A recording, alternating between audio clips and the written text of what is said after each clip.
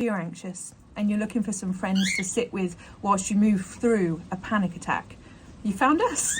I'm Jem. My name's Pod on here and everywhere else. That's Flower and this is Herb. And we are in the midst of a storm here in the Avery. Storm Eowyn is raging. So I'm down here just trying to soothe them because they hate storms. It makes them panic. You can hear that the fences are really taking a hit. You know what? I'm no stranger to anxiety. I live with it all the time. And talking about it and having someone talk about it candidly to you is one of the most healing things you can do. Dr. Claire Weekes would put it, anxiety is a pattern. If you don't know who she is, you definitely need to look her up.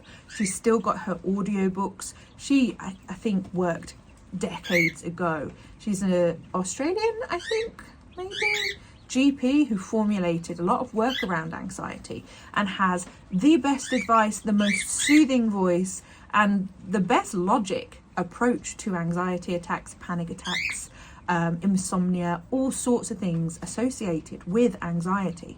So if you don't know her, look her up. She will help. She helps me immensely. And one of the things that I think about when I look at YouTube, which I do, we all do, don't we, as anxious people, there's very rarely people talking about how they live with anxiety. There's lots of this, how I cured my anxiety, how I banished my anxiety, how I stopped my anxiety symptoms. And the truth is, for me, anyway, I live with them. They come back around. I put them to sleep and then they come back. And I never live a life free of it. It just goes quiet or it's loud. And I think that's the reality for a lot of people who have anxiety. It's not like you can just eradicate something that deeply ingrained within you, depending on where it came from. So I'll tell you about my anxiety as we sit here and where mine came from and how I experience it. And maybe you feel that way too, and we'll both be less alone for it. Mine all started with bereavement. I lost my dad when I was 21. He took his own life, and it was such an upheaval, practically, emotionally, spiritually, grief-wise, that I was never the same again. And what happened was the alarm that we all have programmed into our brains went off, and it never stopped going off. Anxiety is a natural response to an unnatural environment.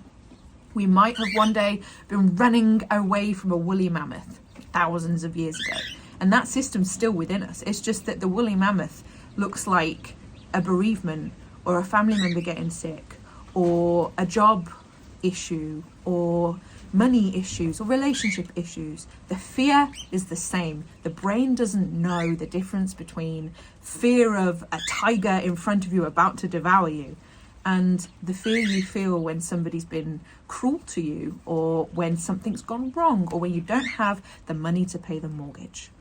One of these guys should be in frame because their beautiful faces are kind of obscured. Come on, Herb. He says no. People making content for the newspapers, for the internet, for Google search results will put fear at the top of their agenda because fear will make you click, and clicks mean money. So when you go on TikTok and you see the person who's claiming to be a doctor, maybe they are, maybe they're not, going, there's 5 signs that you've got a weakness in your heart. Stay to the end to know how you can keep yourself safe. What to do when you're having a stroke. Stay to the end. Those things are meant to be alarming. They're meant to frighten you because they need you to watch the whole video. And honestly, it's kind of evil, isn't it? It's kind of really sad that that's the world we live in. But the more aware you are that the top of the Google search results are there because of fear and not necessarily that they're more common or that's exactly what's happening to you, the more you can reason with your brain that, hang on a minute, bring it back down. This isn't logical.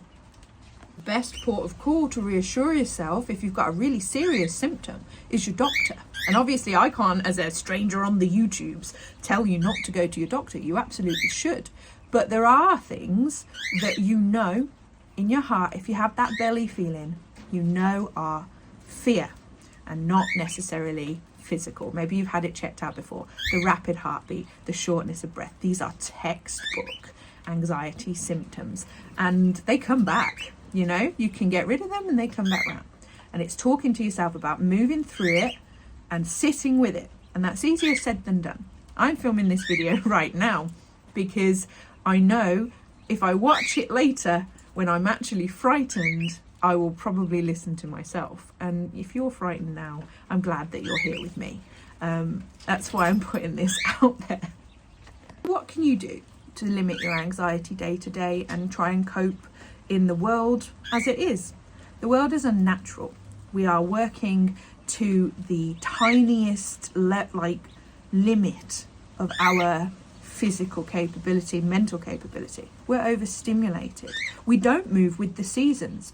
You know, it's dark at 4 p.m. here in winter, but we're still working those same hours that we worked in the summer when things were more full of energy and the world was full of life. We literally have lost that relationship with the world and time and how things should be for us as animals. We are just as much an animal as Mr. Fox out there, or the birds, or the rabbits, or any of them. And we don't live naturally at all. Our food isn't natural. Our light isn't even natural. We're absorbing blue light from our electronics to a huge degree when we should be asleep.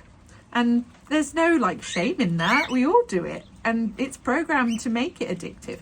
TikTok will keep you scrolling, but it will feed your anxiety too. And ultimately, we should be able to turn off, but we can't because we're overstimulated. The company of friends is really important. Whether you're just sort of giving them a ring or whether they've got feathers and are little pigeons or your dog or your cat. I think that animal companionship for me changed my life, particularly my birds. I don't just have pigeons, but the pigeons are the closest to me. She'll sit with me as long as I will let her. She is constant company if I need it. And I think our animals, if you are the type of person who gets comfort from animal company, are the strongest relationships we have for anxious people. There's a quote that keeps going around TikTok at the minute. I can't remember the exact words. It's something like it's a testament to our bond that you have never said a word to me, that we can't speak each other's languages, but you are my best friend. And it's true, isn't it? How many of us feel grief as profound as losing a family member as a human being when we lose our pets? Second strategy is keeping busy. I have an art account on here. I'm not a mental health talker person or anything. I'm just doing this because it's something that I feel maybe might help somebody somewhere one day, that if one person finds this video and has some level of not feeling on their own, that's enough. I have no designs for this video to become a thing. But creativity, having a hobby, having an outlet, crochet, having, video games that you like to play, books you like to read, music that soothes you. Those are all really good ways to distract your brain from the hamster wheel that is anxiety. And community.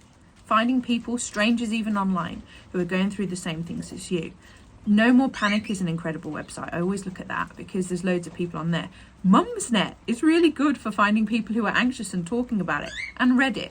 It's sad that a lot of us feel more comfortable talking without our face online because it is sort of looked down on still in the workplace, in friendships, in the world, society as a whole. And I hope that changes. And I think it is changing slowly, gradually. Herb's playing on his rope swing. My channel has loads and loads and loads, especially in the shorts, of ideas for drawing and creating. So if I can be of a support to you by just sticking one of them on and having a go at drawing a bird, then that's more than I would ever have hoped to achieve with this channel. But if you only watch this video and it's done anything for you, know that you're not on your own and you're just a human living a human existence in a world that's forgotten that we're animals too. It'll be all right. We'll all be all right. Regardless of what happens, we're going to be okay. Thank you very much for sitting with me, and please let me know in the comments if this video helped you at all, or if you get anxious the way that I do. And much love from me and Flower and Herb up there. And we hope we see you again for a better reason.